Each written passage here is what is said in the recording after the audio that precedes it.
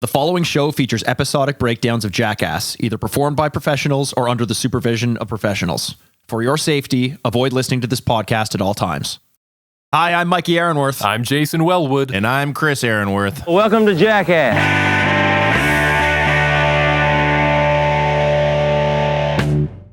Welcome to Jackass. It's the podcast where we're on a path of destruction through every single episode of Jackass. Here, Jay, you got his line? Whose We're line? his three best friends with broken bones and something. Yeah, it works for me. Mike is not here today. He didn't show up to the party. And you got to give the guy credit though, Chris, because this is the first time he's missed an episode. I wanted to, give him a hard time, but he's got a good track record. He's definitely better than me, for sure. He didn't go to the jungle. He didn't get face AIDS. Oh yeah, how was that? Yeah. It's better now. I cleared up. I'm sexy again. I like it. But it definitely throws you off. What episode do you think we're on, Jay? Do you know off the top of your head? I was going to say, I don't know. I just picked one, and hopefully it's the right one. No, season 2, episode 7, baby. No, I meant number count and to see how many Mikey hit out of... Because I figured we got to be 97, 96, somewhere like that. Dude, we are, I will tell you in just a second, we are at 90 this week, as of the time of recordings, we're a little bit ahead here. We'll be releasing 95, and then this is officially 96. Yeah. That is pretty sick. And Mikey's missed one. See, he couldn't make it to 100. He's not as cool as everybody thinks he is. He thinks he's all perfect and stuff. He could at least wait to 100 before he had to miss one. What a fucking slacker. It really actually has no excuse. You've made me see the light more that I think about it now. Right? Yeah, this is unacceptable. Do you have a fun fact for us today, buddy? Or you know what I do? So this episode, remember last time you guys are like, oh, everything's so dark and grim. I wanted to kind of brighten things up a little bit this time. This episode came out on June 4th of the year 2004. And it was interesting. I went back to the old New York Post and I found an interesting headline. And I was very curious to see how much times have changed since then. So the headline was, Pride for Pets. Gay community celebrates fuzzy friends. What a bubbly, lovely fucking article to read. Bubbly, So I kind of pulled up the article just to read a couple things, just to show how different times were back when we were growing up watching these types of shows. Just the language and the way that they're describing things. June is Gay Pride Month, a time for dispelling negative homosexual stereotypes. But there's one positive stereotype. That's a cause for one positive. Let me say that correctly. That's a cause for celebration. It said that gays and lesbians make the best pet owners. Interesting. Dog lovers are high profile and gay include Ellen DeGeneres, Katie Lang, and fashion designers Isaac Mizrahi and Todd Oldham. So it was just very funny as you're going through. Animals don't care who you are. They don't know. They don't care about politics. All they know is that you care for them, and they're ecstatically happy to see you. So I just wanted to brighten things up with a nice fun fact for the day. It was just kind of funny how this was newsworthy apparently back in 2004. Chris, you're always so positive, I got to say. These fun facts, man, you never miss a beat. And I'm glad that episode 95 or 96 or whatever this is, that we had another positive one in the bag today. I mean, with the gay fact, it should be 69, episode 69, but I couldn't really play that into my cards, unfortunately. Yeah. I mean, not the gay people at 69. I don't know where the hell I was thinking with there. I was trying to make a joke. It didn't really work out very well. I think everybody does it. I don't know who originated the 69. I would if Mikey were here, I'm sure he would have already researched that and he'd pull it up. He would have a fact. But sorry, audience, today we can't tell you who that is. I guess we'll just have to leave that one a mystery. But Chris, you know what's not a mystery? What's not a mystery, Jay? Where we're going tonight. East Africa, baby. East Africa. Yeah. Now, I don't know if you know this, but East Africa is known for volcanoes, plains, and shit. Also the birthplace of mankind. Now, Chris, being a man of the people, is this true? This is 100% true. Yeah? Yeah, I think that the people were all... they kind of trace things back. We're all basically black people. I don't know. Basically, yeah. No, but I mean, we all started. I've always been saying I don't care what anybody says. We started off. I think it was Tanzania is basically where they dated everything back to the oldest people that were found. That's where human civilization started, and it all makes sense if you look at the animals, you look at the earth shape, everything that was going on. I watch a lot of Graham Hancock and Ancient Aliens and all this cool shit and about history, and that is something that seems like everybody agrees on. This did kind of form from that area. Do you agree, Jay? I agree with everything you're saying, especially today, which is not an exceptional day and has nothing to do with Mikey not being here. It's really exceptional that he's not, though. I just want to have the most pleasant conversation of all time with you today, so that because I don't know if the listener knows, but Mikey has to edit all of these later, so we don't want him to feel left out, or anything like that. The dynamic here has not changed. We're the same old guys. We're the same. It's a old little guys bit better though, Jay. Is it not? It's a little bit better. You might need to be my new brother. Okay, I can do that. I can sub in for a while. You're definitely cooler than Mikey. Better looking. You don't have a stupid mustache. I was gonna say, do I have to grow the mustache? Because I don't. No, probably can't for one. But secondly, I can tell now. Finally. Yeah, I know. Yeah, for the listener right now, Chris and I are having an intimate moment because Mikey's not here. Chris is seeing behind the curtain, so to speak, for the first time, and or behind the wizard sleeve, if you will. And yeah, I don't know. It seemed like the right time. Mikey's so pissed right now. But let's move on, Chris, because we got a lot to talk about. Being a man of the people as you are, I think you know that the world is a stage, as Pontius says, and we're the actors. And I love what the boys fucking do here. They're playing the role today of safari dudes. And they even wrote a song for this part specifically, which was just them shouting safari dudes. So great song, though. Great tune. What'd you think? Yeah? I mean, I tried to find it on Spotify to add to my liked list, but it was hard to find, unfortunately. Not in there. But you know what was interesting to me is the song was so fucking good, I didn't notice till it was over that, hey, Wee Man's here. We got Wee Man today on the episode. Which is great. Wee Man's in Africa. Because, here's the thing. He's about 2 episodes or so too late. So I'd said to Mikey a couple back that when they were chasing around the little, what was that fucking little guy?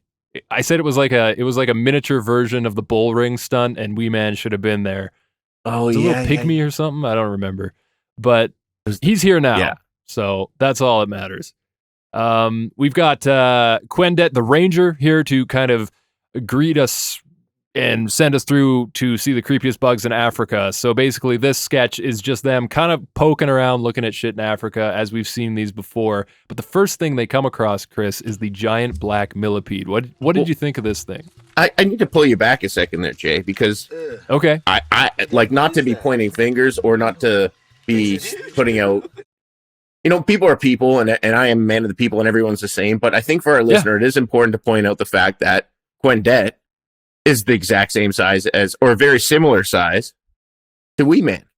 He's a little person as well, which I think you forgot to mention over there. Because they found the African. Yeah, see, I don't know. You're probably doing it the politically correct way. No, fuck that. I'm being a bit of a dick here, but no, he's a little guy. You're not being. He's a little. He's a little fella as well. That's who he is. Yeah, and I think that comes into play because in the midst of them doing these things, it will come into play. But I thought it was very funny because they say we're going to find the little bugs of Africa, trying to find all these little insects. But all the insects they come across are giant versions of insects. So I thought that was a little kind of strange. I didn't even put that together. Yeah, you're right. Okay, but the thing with this giant black millipede is they get the 2 guys to stand back to back to see who's taller, right? It's just a giant millipede, Jay. You don't have to say that it's black. We all know those are bigger.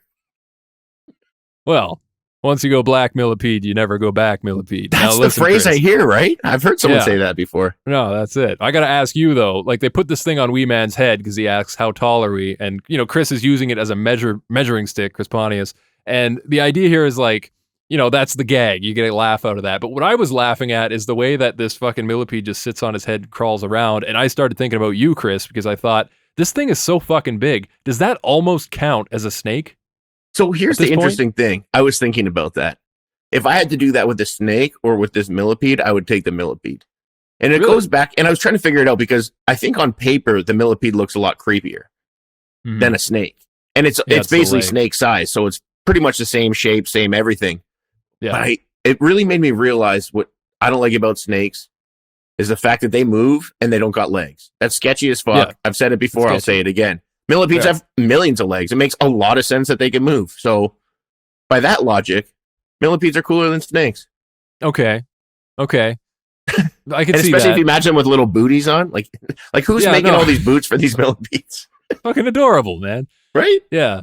Probably kids in a sweatshop somewhere, but we don't need to get into that. I'm sure Nike's involved. It's a mess. It's a mess. But listen, yeah, I think you're right. You're onto something. The way that snakes move so fucking fast, they're slippery motherfuckers. You can't trust them. Okay, I could see that. But keep this thing the fuck away from me because it's creepy, man. That's the thing in nightmares. Like, I've woken up in the night and had like regular sized millipedes and shit in the bed before. Imagine that just crawling up your leg in the middle of the night, you know? Yeah, I don't like either of them. Like, I'd rather go on to the next guy. I don't mind, man. I like these guys. Yeah, and the next guy's, it's everybody's favorite. What the fuck do you call a scorpion? What's like the scientific? If Mikey were here, he would know. Because I don't know. Do you know? I think it would be like something with the same type of root word as a spider, like Arachna scorpionis. I wanted to go that way. Lines.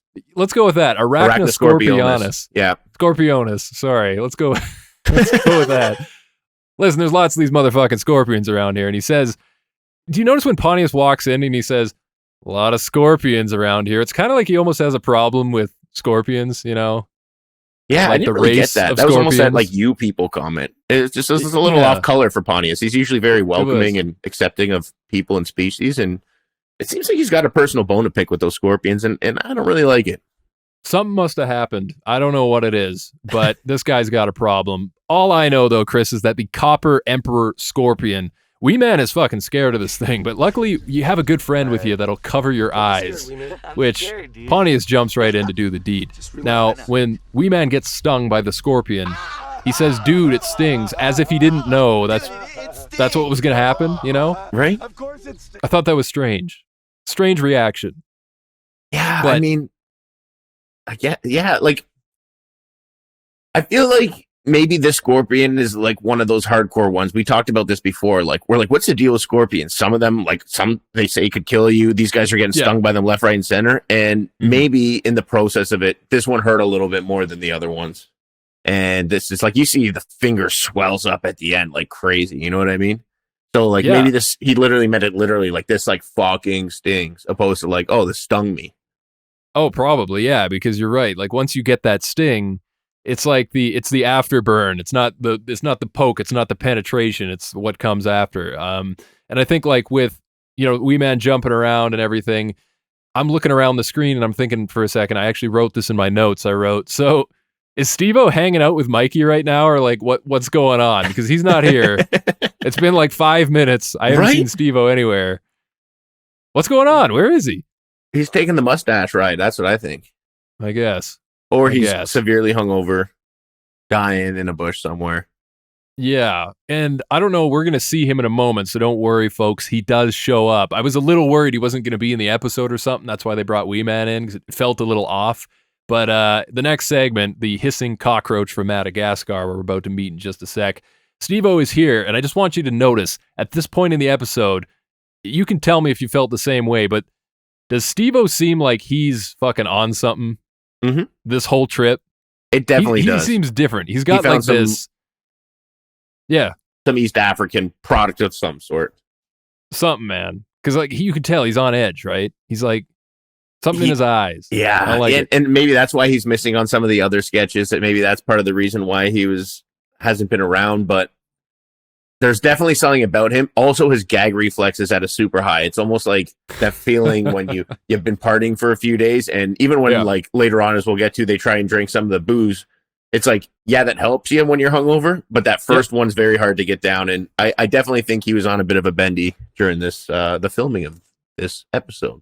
I think it's got to be likely because like I just couldn't take my eyes off it once I saw him. There's like the fucking devil's in that man's eyes right now, and I don't know why, and I want to know why.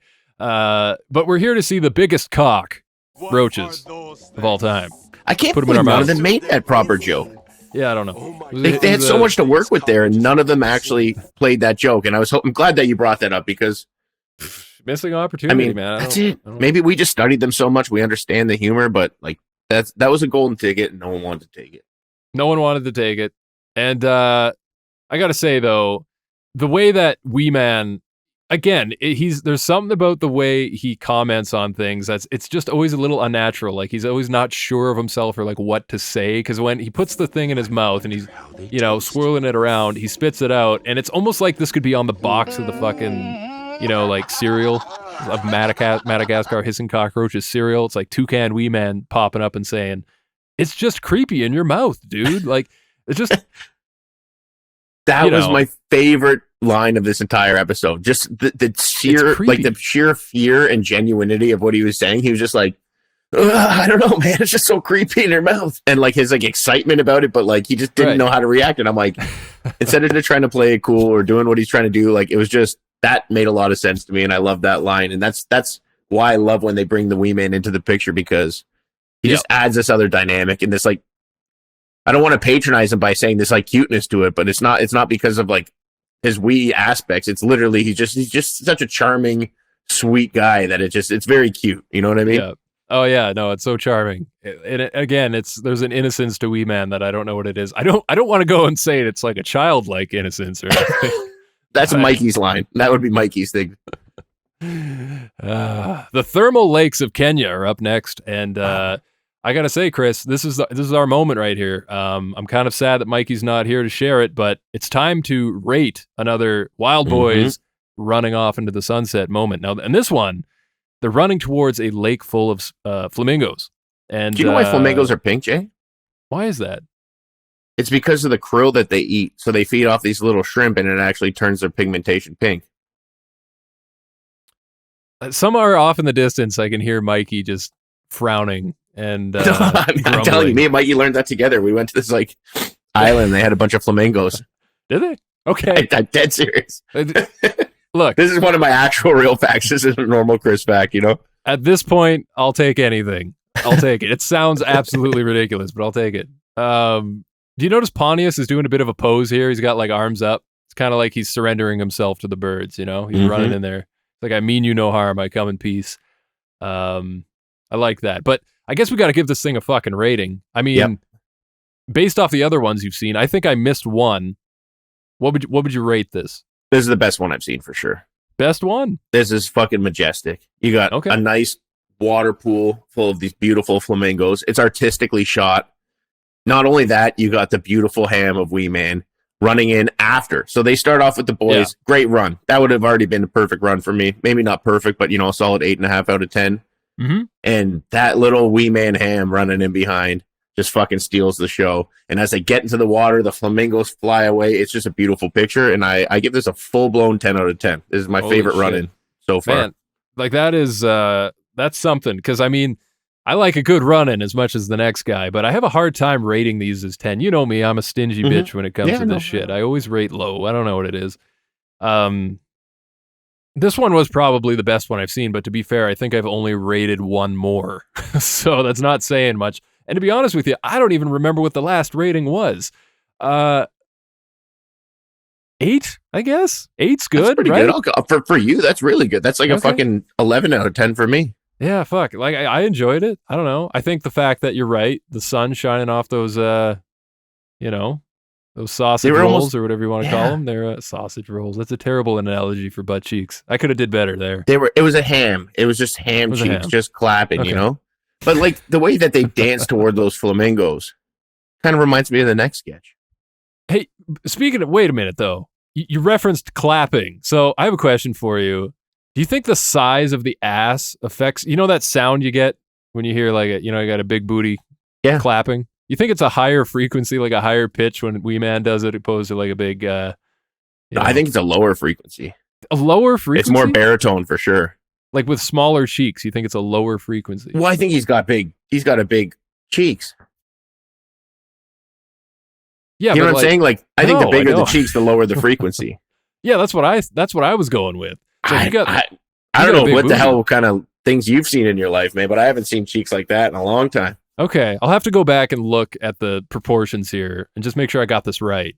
Maybe it's not as like bouncy as another. It's more like strong. It's firm. The strong butt. It's like a tight elastic band. So I don't even know if you'd get that clap. Yeah, okay. You need that like extra fatness on it. Okay. Because like I was Miami stripper. You take the fucking elastic band off a deck of cards and you pull it tight, and then you twiddle it a little bit. It's higher, It's not lower. It doesn't get lower when you add tension. Yeah. No, I see what you're saying. I'm thinking of general size, and you're thinking of firmness versus elasticity. Okay. And based on your logic, which I'm actually kind of coming around to. Okay. I think you might be right. I think I was wrong on this one. Maybe it just depends on who's working out more, you know? I see. I think you need that fatness for the snap to really make it clap. Okay. I didn't mean to rhyme there, but it sounded pretty fucking cool. I think a rapper needs to quote that line. You need the snapness of the... I can't even say that again, man. That was fucking once in a lifetime thing. You either heard it or you didn't. If you missed it, you missed it. No, it's on tape. Come on, Drake. Hopefully you're listening. Yeah. No, fuck yeah, buddy. And you know, I got to ask you too. You were going to say something there, and I'm pretty sure what it was like, you see, when Mikey's not here, we have a great time. We get along. Right? We get along. We actually don't argue with each other. Yeah. Well, I was even conceding to the fact I was wrong, which I might have never done in the previous 95 episodes. No. And I hope, because Mikey always just tries to throw a wedge in my plans. Like, I'm always right. And he just tries to make these lies up, and then I have to defend myself. And when I'm defending myself, I can't ignore your actual logic. So it sucks for you. It sucks for me. Fucking Mikey. No, and I see how worked up you're getting just talking about him. So I'm going to do you solid right now. Yeah. Let's do something calm. Let's do something calm. Hopefully the next sketch is calm. This next sketch will be, I don't know, would you consider a breakdancing chameleon? Like, fuck it, you live in Toronto. You ever see that shit in real life? You know? A breakdancing chameleon? You know, or just a guy. I mean, that works too. Dude, so funny story. When I was a kid, I think I was in grade 6, something like that. I used to have, I was good friends with my neighbor. I hope you were a kid when you were in grade 6. Mikey wouldn't have been a pedophile. But I can't even. I can't help but take jabs at him. So it was grade 6, and me and my neighbor would always hang out. He lived down the street, and one day I went to his house. He's like, "We're going to become breakdancers." Okay, and I'm like, "That's cool, it. Sounds good." And he's like, "I made a breakdancing CD. He burned a CD called Mikey P's B-Boy Beats, B-Boy Break Beats." And it started off with, I'm dead serious, it started off with a Run DMC song. I like that. And that's the way it is. And then the next one was the Ice Cube, You Could Do It, Put Your Back Into It song from the Friday soundtrack. And he was really good, right away. So he must have been practicing for a while before he just dropped this bomb on me. He's like, you got to get it, stand upside down on the wall. And he's doing all this crazy shit. And I gave up after that day, pretty much. He brought me to a class downtown one time, and I ended up giving up. He's like one of the best break dancers in Canada to this day. Which shout out B-Boy Pieces, Mikey P. I won't even shout out his last name just in case, but yes, he's legitimately turned into one of the best break dancers in Canada. And it all started that one day. And I just realized what could have happened in my life if I actually stuck with something opposed to just finding a million other things. So I was going to. Yes, I have seen break dancers. Okay, I was going to ask you that. Do you live with that regret every day? That knowing every single goddamn day. Yeah. Do you think breakdancers get a lot of girls or guys, whatever you're into? Do you just think you get a lot of action? No, I think it's kind of you get a lot of not guys sexual. You get a lot of guys giving you respect. It's the same with the sneaker game. It's all us people that like Jordans and the Yeezys and all these fancy sneakers. We wear them thinking we're going to look so cool for the chicks, and you never get a chick compliment once. It's always some dude yo, I love those sneakers, bro. You're like, fuck, what do I do this for, you know? It's like when you have a nice car, right? And you got old guys asking if you have a BMW, that doesn't mean shit, one thing. But if you have a nice, old, fucking muscle car and shit like that, you're done. And no disrespect to your buddy there either. I'm sure he's getting action all the time. I wasn't trying to say that breakdancers. I was legitimately curious because asking the question. Yeah, no. I don't know. I don't know that world, and I kind of wonder what. I'm sure you got to be in some kind. You got to have some kind of core strength for that. It's. He's in great shape. He's a monster. The things he could do, which is good for fucking, right? So there you go. And I was getting my other question to you was regarding breakdancing. Did you guys ever attempt the standing 69? Because I hear it's never been successfully pulled off in the breakdancing world, and they're still trying to this day. Standing 69. Standing 69. I tried it once, but I choked. I was the one standing. I choked. Didn't really work out very well. I'm telling you, man. One day they're gonna figure out how to do that. They need a physicist to figure that out. The how the 2 and 2 go together. Well, we may never know.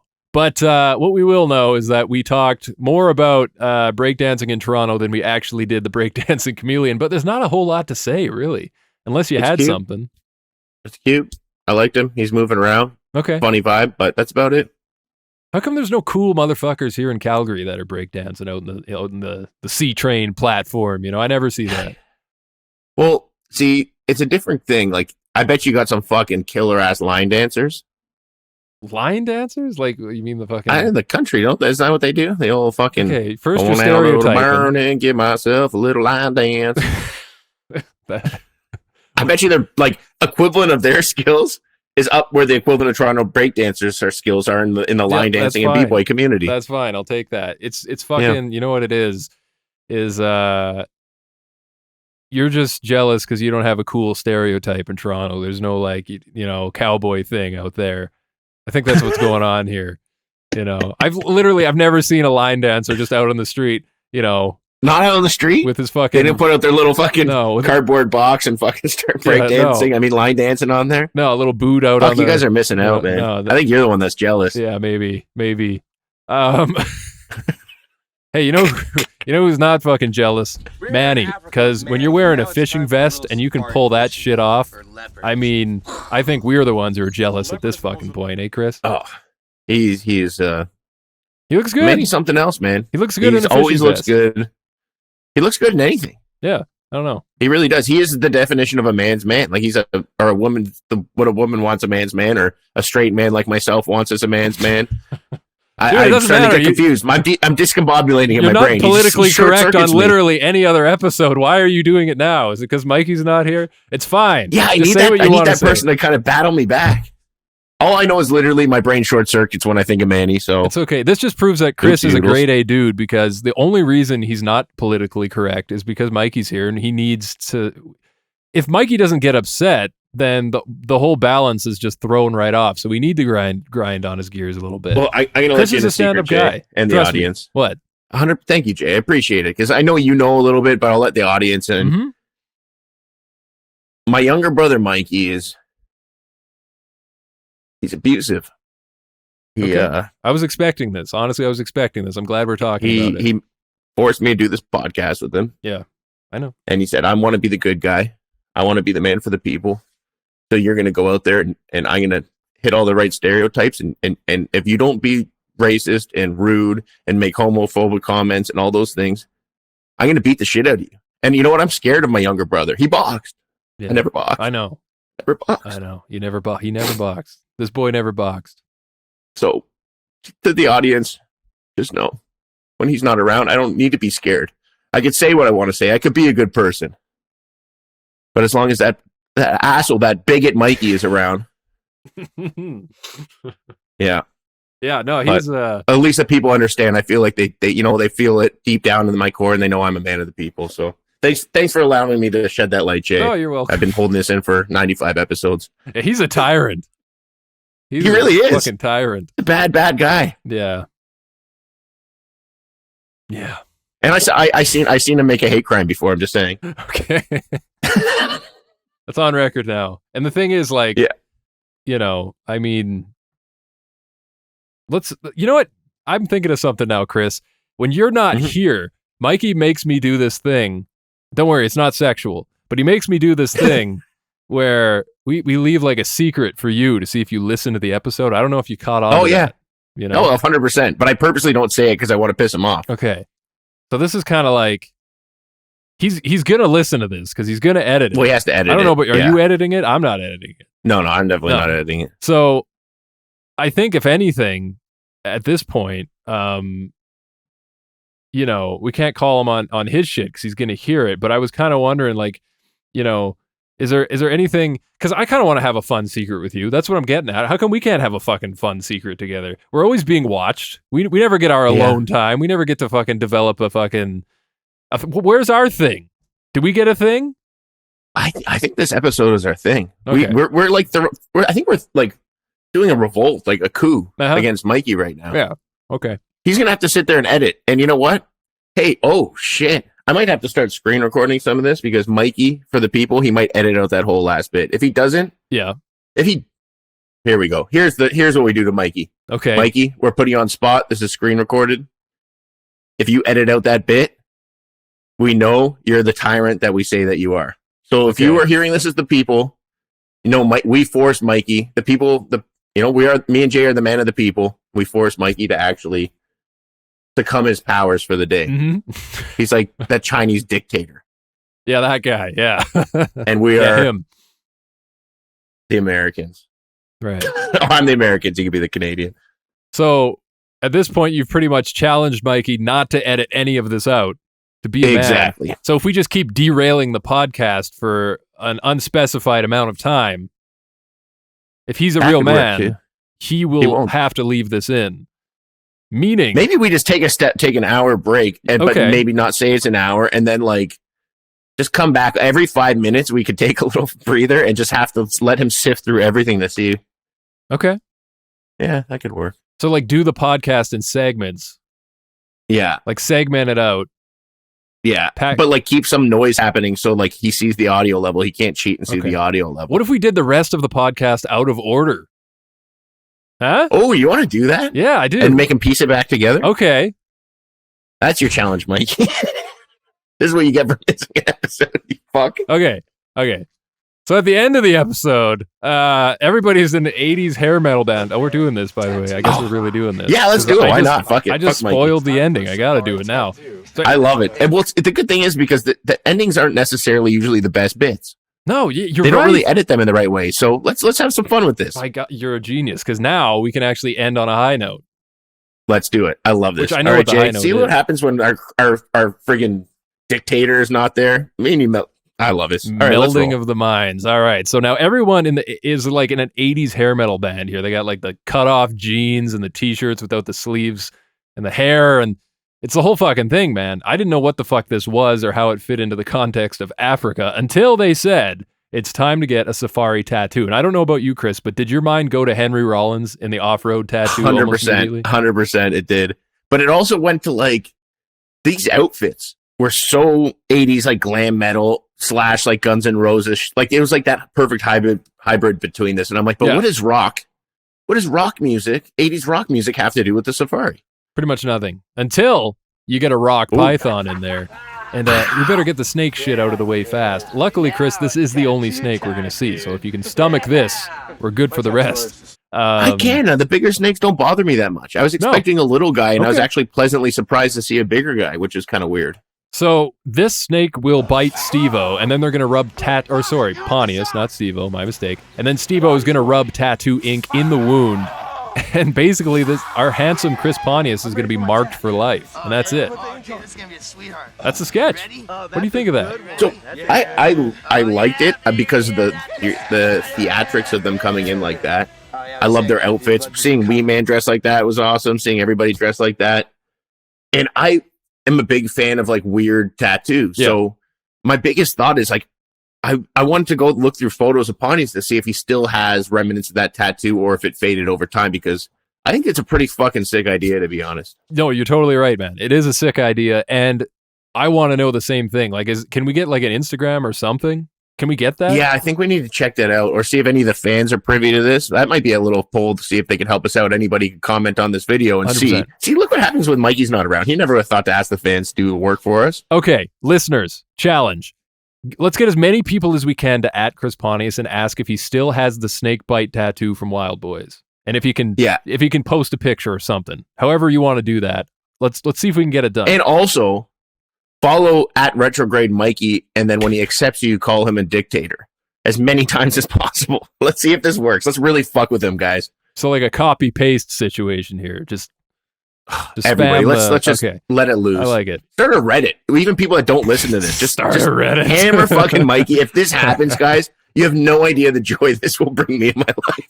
This fucking guy was going to just be so confused and so pissed off. Let's really make this So, you a know, thing. at the start of the episode, I felt kind of bad because Mikey's worked so hard for the podcast. He's never missed a beat. But then you told that story about the abuse, and I just turned over a new leaf. Like, that is unacceptable. And I think we're doing the right thing here, man. I think we're doing God's work. I really do. Yeah. The victims, we don't want to speak out very often against our abuser, but I finally had this platform. It's going to be posted out to the internet, and this was my chance to get away from this oppression. And Chris, speaking of the abuser, did you see Rick Cossack abusing this shot by running around in the background like a wild gazelle? He said, get out of the shot. What was he doing? He literally ran, like, instead of going the other way, he just ran across the full frame. Like, dude, you could have turned around and got the fuck out of the way, but no, he's just gonna fucking, yeah. There must have been like some kind of weird bug or something that somebody else planted on him, or Jesus, Hank, chill out. The dog is going nuts right now. Yes, that distracted me so much, but yes, I love that. It was funny because he's more professional. This isn't like early days Rick Cossack. He's been around the block for a while. He knows what's up.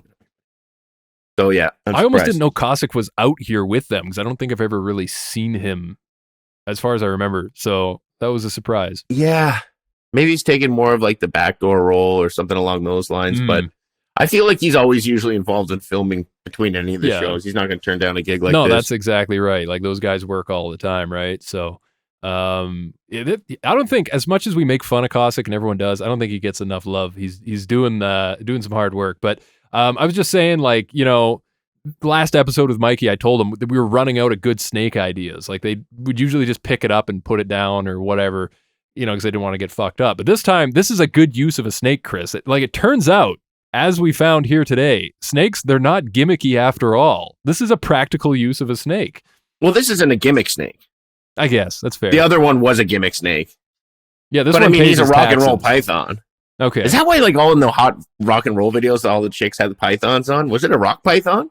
Maybe is that how they got the name? Oh, I fucking hope so. Did scientists back when they named these things in the 30s go into the future and watch rock videos and see rock chicks wearing the rock pythons and then decide to call it a rock python?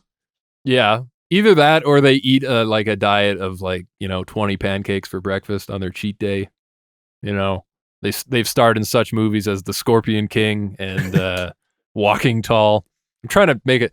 You get it. It's fine. I don't need to explain that to you. 100%. Listen, Jay, I do. What? And I always get these like rants that you go on. I do. But Mikey, what you don't understand, has a gun to my head on the side, and he says, pretend you don't understand what Jay is saying. I'm glad I get to admit this too, Jay. Like, you go on these rants, and Mikey pretends like they don't make sense, but I always connect the dots.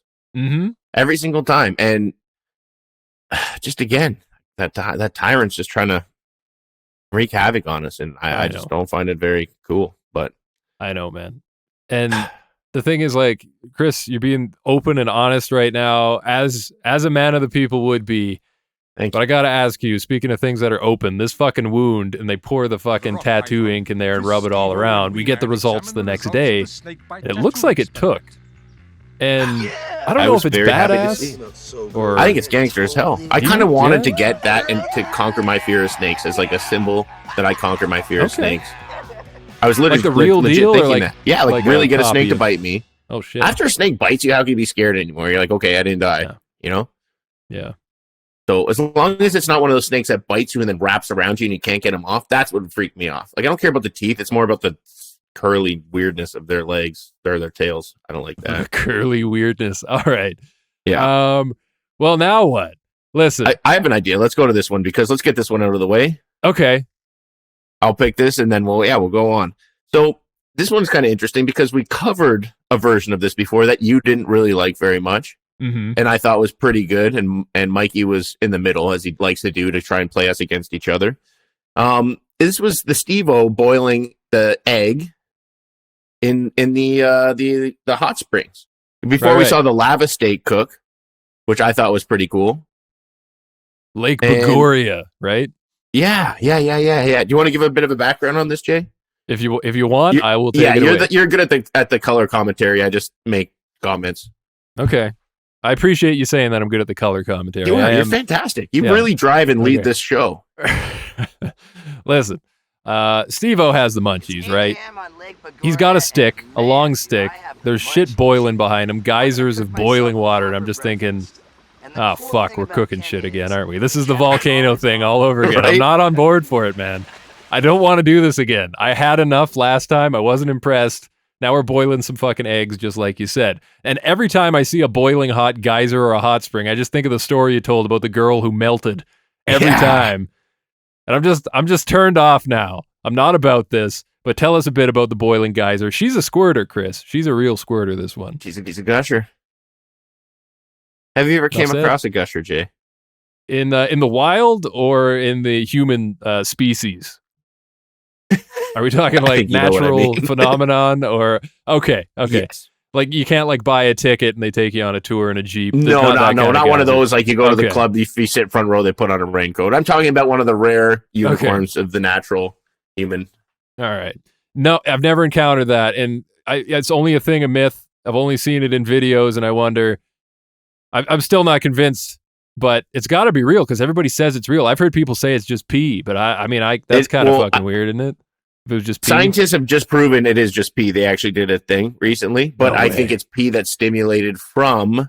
Oh, this is getting weird. Intense pleasure that they can't hold in. That's why sometimes when you're doing things, the girls are like, stop. It's like because they know that they're going to pee, and the other girls are like, haha, joke's on you, motherfucker. I'm going to make you get turned on. I'm going to piss on your face. Wait, so they knew the whole time? I think so. I think this is like I think it's like the same type of scam as blue balls, where it's like we were just like, it was their revenge on blue balls. Because like, I'll tell you the amount of times I didn't come after getting very, very horny. I never got a thing called blue balls, but it's very convenient to say, if you don't take care of this girl, I'm going to be in a lot of pain. Help me. And now I'm saying that sounds like common day, like Me Too type shit. So I'm going to try and pretend I never said that. But the reality was back in the day, that was a move that the guys would pull all the time. And I think that squirting is the girl's revenge. Okay. It's the balancing of the sexes. It's fair. I'm a man of the people, guys and girls. I'm totally about this, right? That's it. I got my face peed on by a squirter one time in my life. Okay, let's get back to the eggs and tea. I was just going to say, to be fair, though, if you were so horny and you were so overstimulated that you peed yourself, you're not going to go tell everybody that you peed yourself. You're going to make up some fucking unicorn myth that this is a thing. Oh okay. My God, that's so true. You make all the other girls jealous too. Yeah, you're not going to go. Yeah, of course. Yes. It's 100% yes. Come on. We're making a lot of people angry, and I love it. Boiling some eggs. You know what we're going to do, though, is you can't have a fucking egg without a cup of tea. What are we, savages? So SteveO holding the mug out to the hot geyser and just getting his arm burned. Man, I've fucking been there before, baby. I've like burned myself trying to make spaghetti, and you put it in your mouth too soon and it burns you, or you get a little splash from the boiling water. I know what that's about. I know that pain. I've been there. Yeah. I was like laughing so hard at this part. I'm like, just that, stupid, like I work in the kitchen sometimes, and it's like I have kitchen hands, and it's still like the tiniest little, if you pick up a hot pan for 1 second, you have to deal with that throbbing pain for the rest of the day. Fuck it. It sucks. I can only imagine what like dipping your hands in this boiling water, putting the egg out, having it splash all over your skin.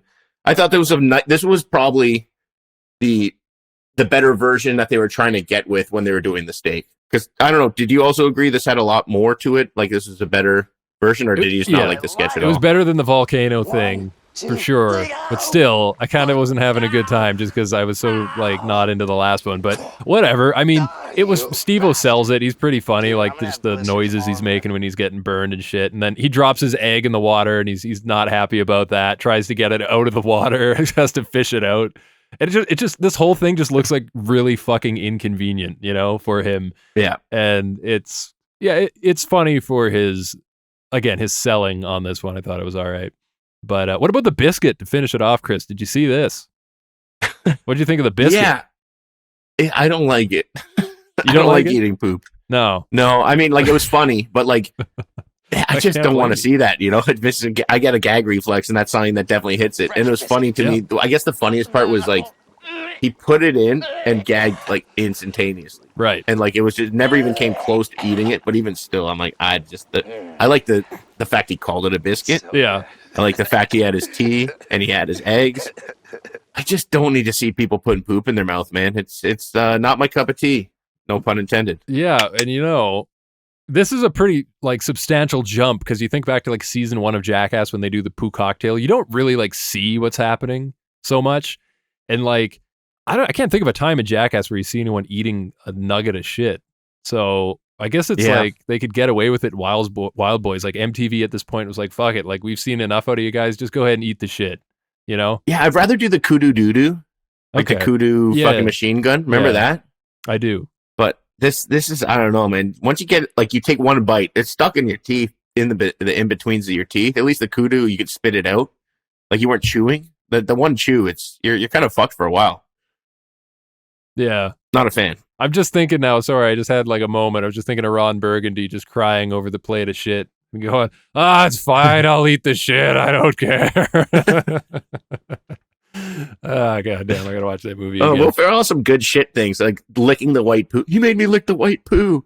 Like, you've seen that before. You've seen the poo with the white on it. I never thought anything of it until I saw that movie. I'm like, oh my God, someone else realized there's a white poo? Like, what the fuck is that? Oh, 100%. And hey, speaking of poo, guess what, Chris?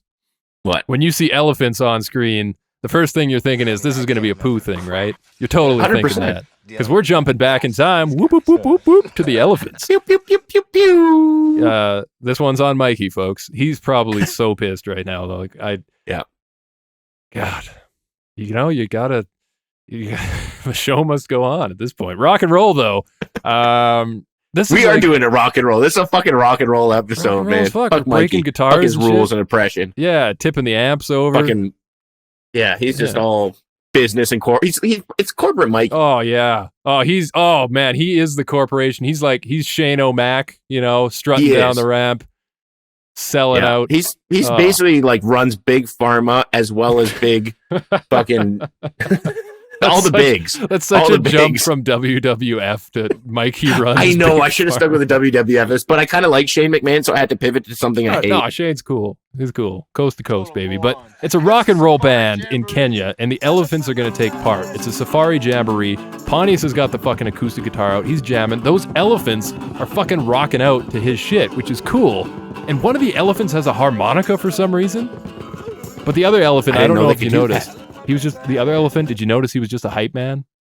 Yeah, like he wasn't playing. That's the coolest elephant, though, in my opinion. Yeah, I tried. You really need a good hard. hype man. Yeah, you need a great hype man. And like Chris, I tried so fucking hard to make like a hype man elephant pun. I really, really did, but I just couldn't find any hype men that sounded remotely like they could fit into the word elephant. I gave it a shot, folks. It just did not come together. Flava Flav would have been easy. Put a big clock on that motherfucker or something, Yeah, Flava Flav was a good rapper, though. You know who's, I think, is one of the OGs of hype manism? Who's that? Before rap. There was a guy in the Mighty Mighty Bosstones that literally had no instrument, no nothing, and he just did the ska dance the entire time. That's magnificent. I've seen him on talk shows. I've seen him in music videos. Go back and watch any Mighty Mighty Bosstones video. And this is like in the early 90s or whatever time that was. And there's one guy and he just does that kicking ska dance the whole time. And I think that's pretty damn cool, in my opinion. That is damn cool. And that guy's working the fucking hardest on stage. No doubt about it. Maybe next to the drummer. Maybe the drummer. But yeah, I thought this was going to be a poo thing. I thought it was going to be like poo showers. They're going to stand under an elephant and take a dump, but nothing. No, they're just playing some music. It's just some good, clean fun here today. Nothing to worry about. Yep. Nothing to worry about. I love it. And did you know, Chris, that since we're on the topic of butts and poo-poo and whatnot, pygmies have hairy butts. And so does Wee Man. I guess he thinks he does. Wee Man seems a little delusional here because he's trying to compete with the butt hair of a pygmy, and when he bends over and shows the crack, I'm not really seeing any stray hairs. Are you? I thought he was saying ham, like a hammy butt. Oh, maybe that's what it was. Okay, because he's like, look at this ham, and that's why I've been calling him his butt hammy the whole time because I thought that's what he was saying. I could be wrong. I thought he was neatly shaven. That's all I know. He's got a clean butt. Okay. There's a hair on there, so I don't think he'd be saying hairy. But anyways, he does have a hammy butt, and so did those little pygmy. Hippopotamus. Well, Chris, another check mark on the best friends checklist right there. We agree again, buddy. There it is. Fucking Mikey, man. What a lame. Yeah. Oh, it's so good. This is a fun episode. This is the best one I've had in a long time. Oh, yeah. Hands down. Hands down. Hands down. And you know what the best part is? What's that? After this, we just get to dust our hands. We get to go about our regular lives. And Mikey has to sit down like a fucking nerd and edit this shit and listen to us just I wouldn't say berate him. I would say be very honest and just telling the truth. He has to listen to hard truths for 2 hours over and over again while he edits his podcast. Yeah. Well, we just live in the lap of luxury, reap the benefits. Oh. And the fans. Oh, yeah. And the women. And the yeah, because this podcast has provided plenty of opportunities, unpaid opportunities for women. Yeah, you betcha. Everybody should get into podcast and get your kids into it. Fuck, I don't know. That's a great way. Pick up a girl at the club. What do? I got a podcast. Yeah. But Mikey, fuck, you're not Mikey. Sorry, I Oh shit! Look what I did. Oh goddamn, Chris, I'm so sorry. I'm better than him. I think that's the worst thing I've said on this podcast. Jesus, it's the meanest thing you've ever said to me ever. All right. Listen. All right. African leopard time. We got to find out. This is the secret that I think everybody's been wanting to know. Can you go fishing? Because I don't think we ever really. I think I mentioned that Manny was wearing a fishing vest, and we kind of didn't come back to this. So I'm glad we're here again. You're absolutely right. Right on time. We're gonna try to catch an African leopard in a tree, using a piece of meat on a string. So the boys climb up. Manny, SteveO, Pontius. They got their fishing vests on. They're looking fucking great. Style boys right here. Now, what are we gonna do though when we catch it? Chris asks, and Manny says, "Well, I don't think we can actually catch it, but we can study it." And I love what Pontius says here. It's something along the lines of we can study it as it maims us or something along those lines, or eats us alive. I didn't write it down. He's I don't think we want to catch him. We're going to look at him from a distance or something along those lines. Yeah. But just again, no fear here. They're about to let this fucking leopard in, right? And here's the thing I'm wondering though, Mike. Fucking geez, I'm sorry. I did it again. I almost called you Mikey. I'm so used to having him on the show. I swear I don't miss Mikey. I swear it's not that. He's thinking that right now, but I swear to God, that is not it. Mikey, edit that out, please, for us. Edit that out. Timestamp is 54:30. Just edit that out. Yeah. Thank you. If you're a real man, you'd edit that one out. Now listen. Yeah. As I was saying, Chris. Fuck yeah. All right. So was this staged? Because this to me feels like an episode of Conan. Just hear me out first. It's they're in the tree, and then suddenly it's someone said, "Ladies and gentlemen, you've seen him in such films as The Jungle Book and Air Bud 7, The Leapin' Leopard. Please welcome Lenny the Leopard." Then he just fucking walks in from stage right, he just appeared, but from behind the curtain. It seems strange, didn't it? So this is what kind of sucks, is because hearing podcasts and stuff, I heard SteveO say himself, he's nothing we've ever done was faked. Although there was a few things that we shot in Florida for WildBoyz with lions and leopards and big cats and shit like that we actually ended up doing over there because they wouldn't let us do over there, whatever the case may be. The fact that, so I always had that in the back of my mind trying to discern which one's this, which one's that. I was looking at the background. It definitely looked almost it could be a African backdrop to it. Mm-hmm. I stopped to look at that. But you could tell they zoomed in on a narrow area. And also, Manny was never in Africa. They weren't flying him in for one fucking sketch. Oh, really? You know what I'm saying? Okay. And all the other African sketches, the ones that are clearly Africa with Wee Man and Pontius, Manny wasn't there. So, you think Manny would have made some more sketches. So, Manny, where's Manny live? Florida. Where did they say they filmed those? Florida. To me, I have a feeling, I could be wrong, but I'm 95% sure it still is a leopard. So it's still sketchy. I wouldn't want to do that even with a pet leopard. No. But people do have those properties in Texas or Florida or places like that. And I have a feeling this was actually staged. Okay. You heard it here first, folks. Hey, man, I believe it. I thought something was weird about it, though. Honestly, I said, It just doesn't seem... And I never thought about that. You're right. Manny just appearing and stuff. It would kind of break my fucking heart a little bit to find out that it wasn't real, but you got to give the guys credit. No, they did say that they did a bunch of stuff in Florida and said it was in Africa as well. Yeah. Well, that's what I mean. It's that... I guess sometimes when we peek behind the curtain of shows like this, it's almost better if you didn't know. We're so 100%. open now. I wish I didn't. With social media and stuff and all that shit going around. Like you were saying, it's you wish you didn't. You wish it just didn't happen. But now we have to live with that fact that, you know what, this might not be all we thought it was, and we should never watch this fucking show again. Well, at least by them admitting that, it shows all the other shit that didn't have to do with that was legit. So it's I can't appreciate the bear in Alaska when Manny's swimming in the water, or a lot of these other crazy things that they jumping in the shark's water. You know what I mean? Oh, so I know. I will use as much suspended disbelief as I can and appreciate things for what they are. Nah, that's it. It's Hollywood, baby. And if you should totally keep watching this shit. This show is fucking awesome. And this next bit, I think it's about time we got to jump into this one, because this here is hands down the best part of the episode, Chris. And I think we'll 100% cap it off here. I know where you're going with this. It's the Black Mamba bit. Am I right? That Black Mamba? Oh. Huh? Huh? I thought you were going to the closer. The Black Mamba is pretty sick, though. I always love a good Black Mamba. I don't really like the... Someone's going to clip that and put that on. I kind of think something. it's shit. I was just egging you on. Yeah, I thought you were going to talk about what we're probably going to move on to next, which is the last thing we got to talk about. I think if you truly want to save the best for last, let's get this out of the way real quick. Then wildebeest time, baby. They migrate across East Africa because they get eaten a lot. Because they're stupid. There's dead wildebeest in the water fucking behind Pontius, just everywhere, just carcasses. It's like a fucking war zone. I'm sitting here going, like, am I supposed to laugh at this right now? Because, like, part of me is like, that's kind of fucked up, dude. What did you think? I don't think I had this on my episode. Oh, no? I have no idea what you're talking about. Yeah. Oh, shit. Yeah, no, it was just like a shot of Pontius standing in front of, like, a pond where a bunch of wildebeest are just, like, lying dead. I don't want to see that. Yeah, it was pretty brutal. I don't know. Maybe I got the PETA version. Yeah, you must have got the fucking PETA cut. Yeah, you probably did. Yeah. They let everything else slide, but for some reason that was... Yeah. Yeah, hashtag release the PETA cut was not a thing. Now we're in Rwanda, and this is it, buddy. This is the last thing. Yeah, I'm so excited to go over this one. When they said Rwanda, I just thought, like, fuck, shit's going to get real. Because, you hear the name Rwanda, it's just... Yeah, you think of that hotel. Yeah, which I'm sure is lovely, but... it wasn't in those few days, no, I'll tell you that. Jeez, I'm bleeding. What? Anyways. Yeah, I just was like scratching my leg. I guess I got a little, there's probably a cut, and I like looked at my hand. I'm like, holy smokes, I'm bleeding. But you know who wouldn't That's a bad omen. care about a little cut? What? Who? Fucking gorillas. Yeah, probably not. Yeah. No, they're tough. They're tougher than Chris. Tough.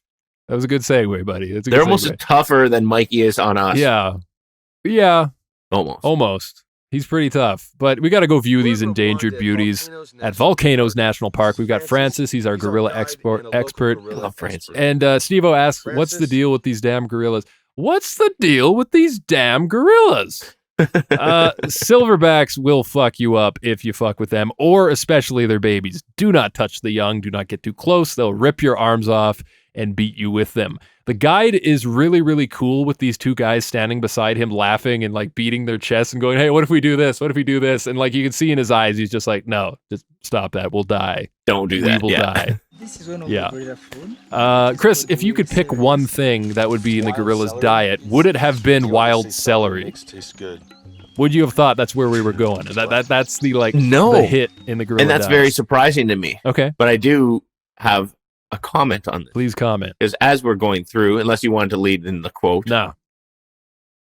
Pontius comes through and he goes, well, they say celery makes your taste good. Well, what is that? Your cum. Right. That is not true. Not true? No, Wait, that's a tried complete... He mixed up two facts. It's pineapple. Pineapple makes your cum taste good. I've heard that. Also, Mikey told me this. He said he knows firsthand. Just putting that out there.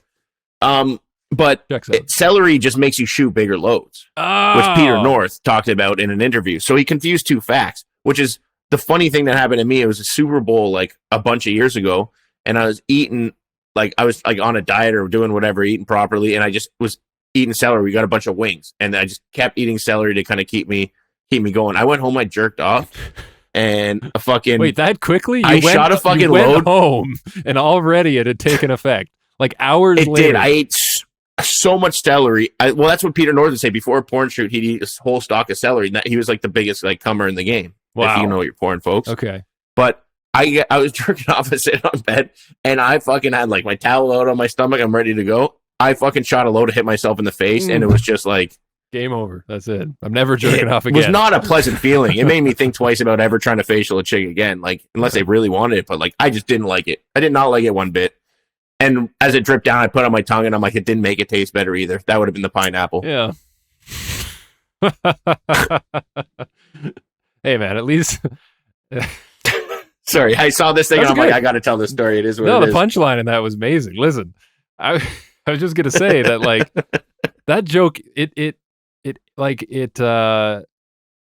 had to give it time in the oven for that one. Like, I was wondering, this was going somewhere. I knew that was going somewhere. Up until the punchline, it was not a joke, unfortunately. That was a true story. And I got to say, I feel like even if you're like, theoretically, you're the type of person who's like into that, it's never okay when it's your own. It's just, I would think, yeah. Even if you like it. It's like do you think people that like golden showers, they like getting peed on? Do you think every time they take a leak, they're like, oh, I want to get turned on. I'm just going to piss on myself. No, it's not fun when it's your own bodily fluids. It's got to be someone else's. I think that's part of the It certainly opens up your options, though, for, public bathrooms. Imagine how good that would be if you truly got immensely turned on by pee, by like golden showers, and every single time of the day that you had to fucking pee, you just got like the best sexual pleasure. Yeah. Like, that's a pretty good gig. I just don't think it works that way. Piss in my own face. Yeah, why not?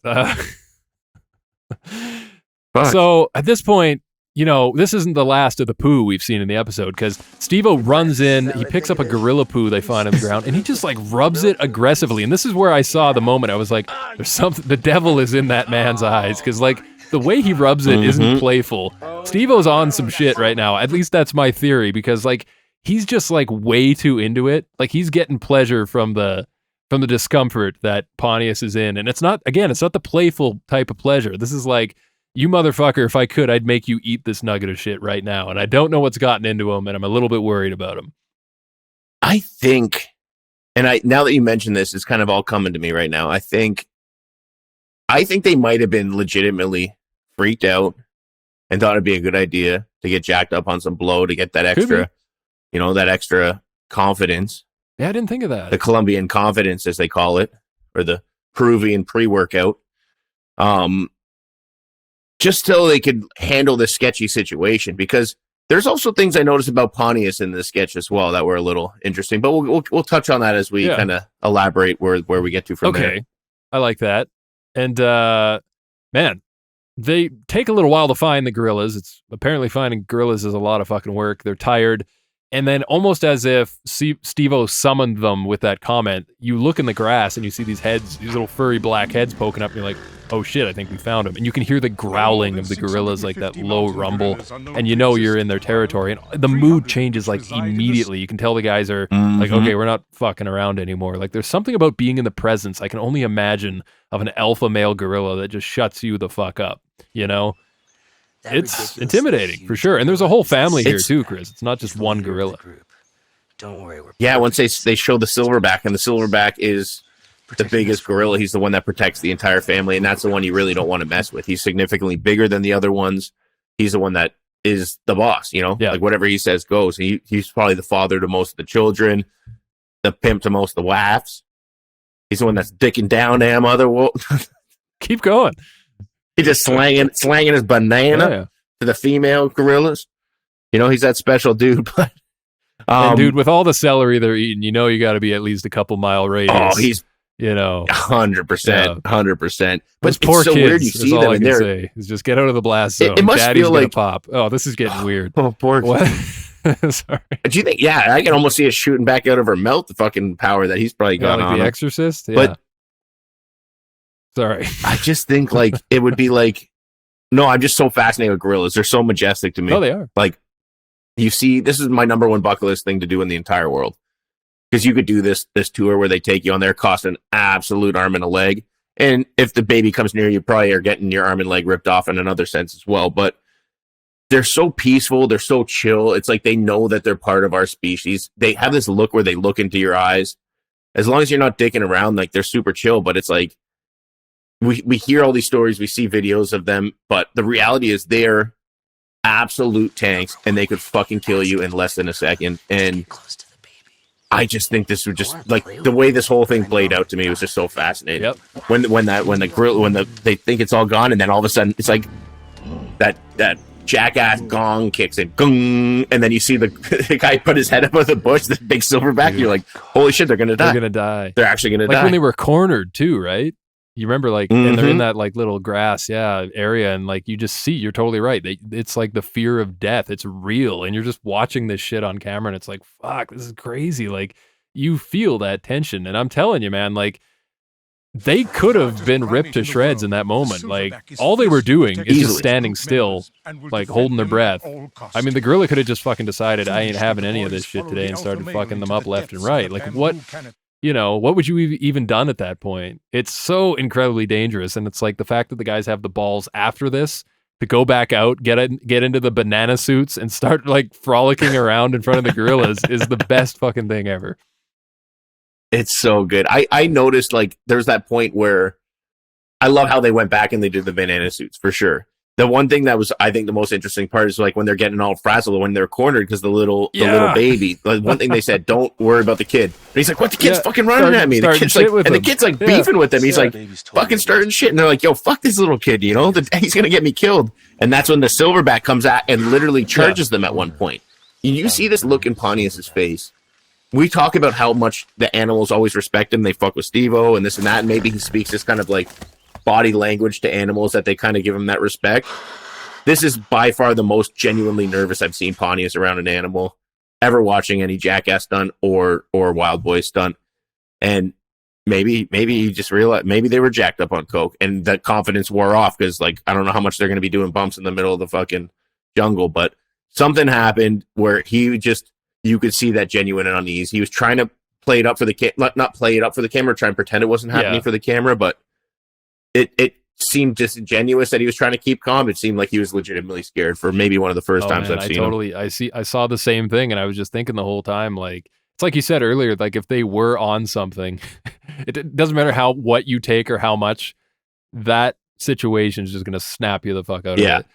Snap you back. You're done. 100%. But going back to that little like baby gorilla fucking with him, kicking at the ankles and shit, that was like the funniest thing to see. It's like you're out in public and some like rich kid is like fucking with you, exactly. throwing garbage at you or something, or trying to spit on your pants or something, and his dad's over there.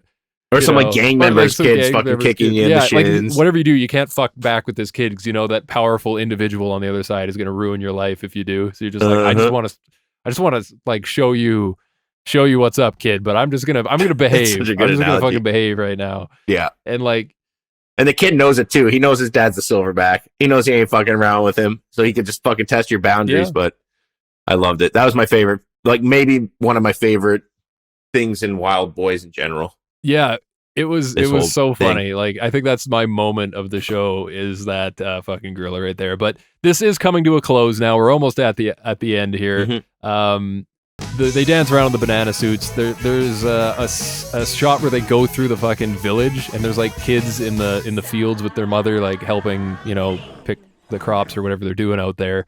And like they frolic by in the banana suits and they kind of just look up, just the two of them, just in this big empty field by themselves. Like, this is probably their home or whatever. Like they've lived their whole fucking life, and then all of a sudden you just see these guys in these big bright yellow costumes, and I'm just got to be wondering, like, that kid, what the fuck did they think that was like real? Did they live their whole life? Yeah, like what did they think of that? Dude, for the next like 4 centuries, there's going to be this story about this legendary forest creature that looked like a giant banana in that entire village, and that's just going to be a thing. There's little things that we don't realize that people don't understand our jokes, and I was thinking the exact same thing. Like, what the fuck are they thinking? Did that scar them for life? I love it. Absolutely love it. Did they like grow up and have like a curiosity for bananas or something? Like, you know, are they scared of bananas now? Like, do they have a phobia? That's how the entire village turned gay. They all had phallic obsessions of bananas, and that's what I read that. Mikey passed me that news. He texted me. He said, "Oh, by the way, bring up that whole news about that whole village that turned gay." That was his idea. He wanted that to be the fun fact, but we said, Mikey, I think that's a little insensitive. And it's probably not accurate. He's the one making up these weird, jumping from conclusion A to conclusion B. Like, I don't know. He's homophobic. So are you telling me anytime you've had a fun fact that's been like inappropriate, that's been Mikey behind the, like, pulling the strings on that one? Or like, you know? No, Mikey's just, it's not that. I've really done my own fun facts. It's just the ones that Mikey's been trying to feed me were just so blatantly wrong for the human species to hear. I had to just change it last minute. Yeah, that's fine. Well, you know what? Atrocities against the human species or not, I had a great time. Not what we're about, Jay. Yeah, I had a good episode, great time recording with you, and I say to fucking send this thing off into the sunset. We got to do our MVP, LVP as we do. So, do you have one ready to go, Chris? Okay. Yeah, my MVP is I have to do a tie this time. Okay. It's a split.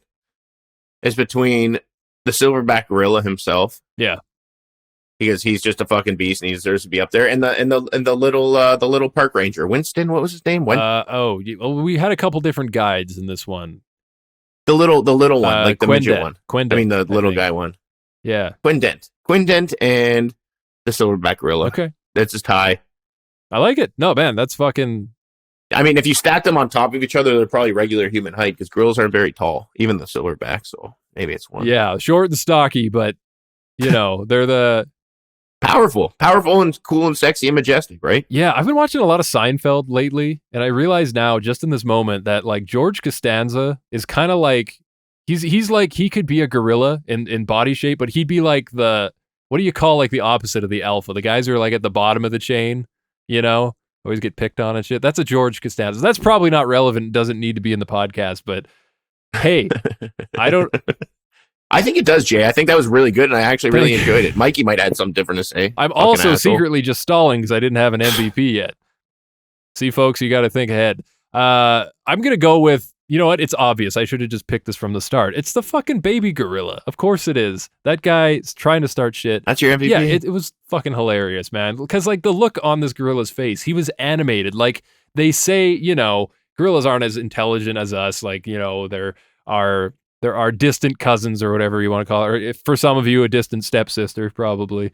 But, it's like you think of them as like lesser than humans because, their brains aren't as sophisticated as ours. But when I saw that little gorilla coming out and starting shit, there was a look on his face.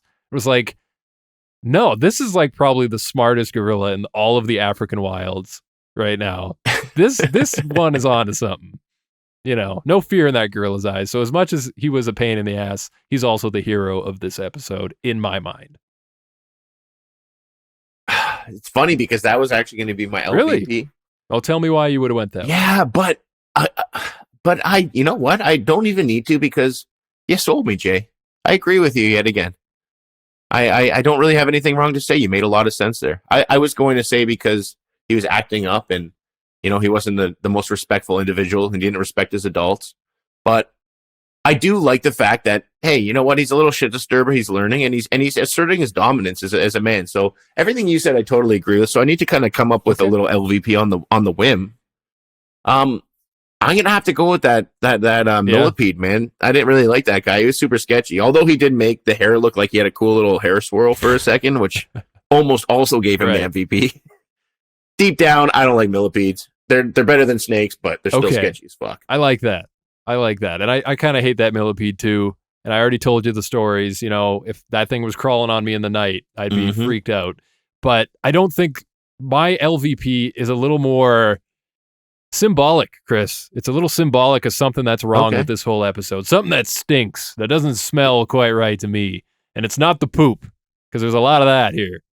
What is it? It's the bananas. Chris, I don't know if you knew this, but bananas as we knew them began to be developed in Africa about 650 AD. Now, there was a crossbreeding of two different varieties of wild bananas. It's the Musa acuminata and the Musa balbicinata.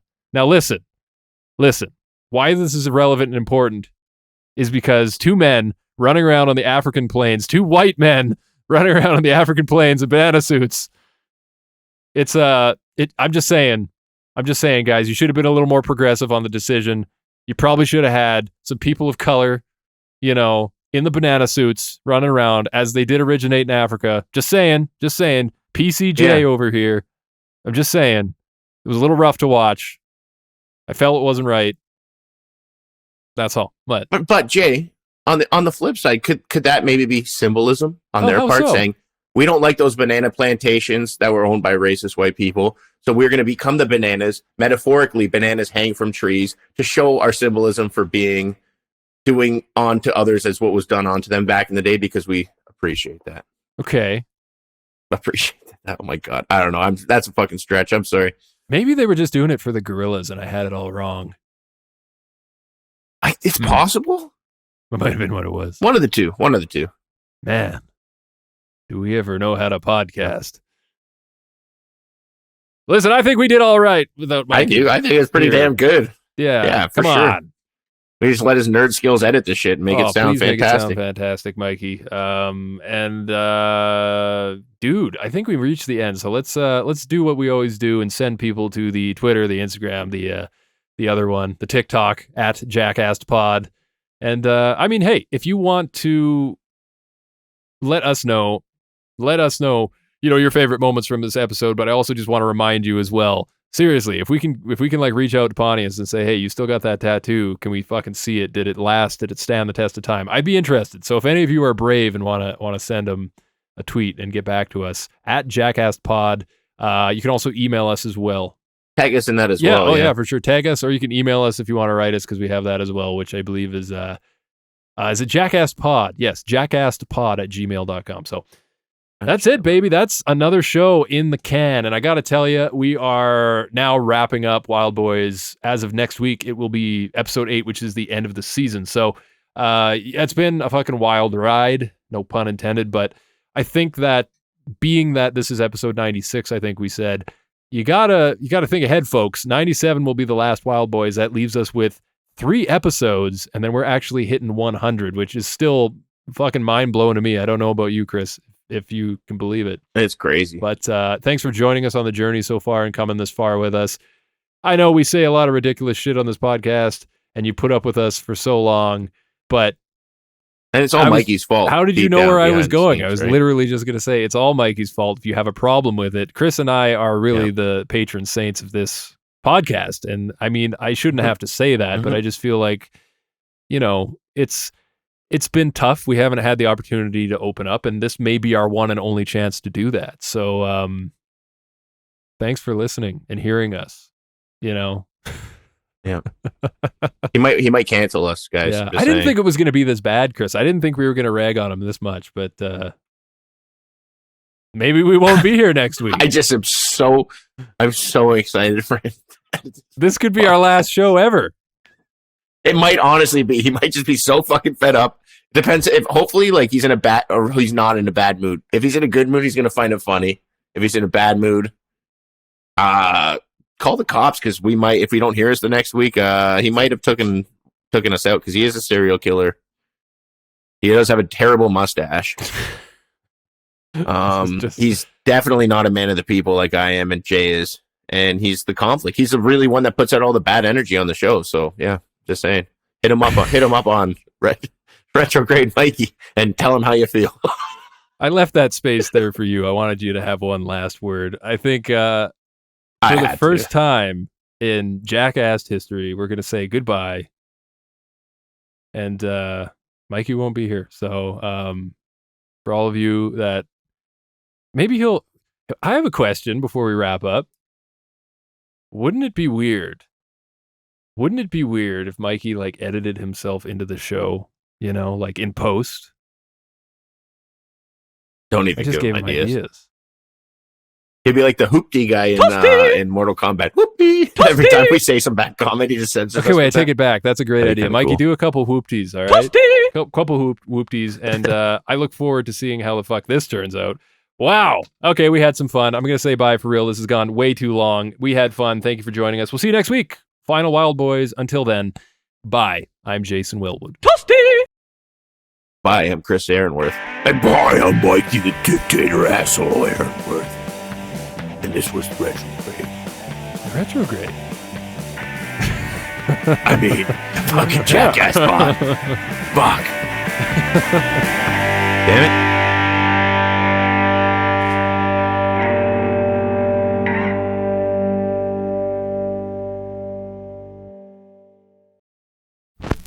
Furnished by Sad Styles Productions.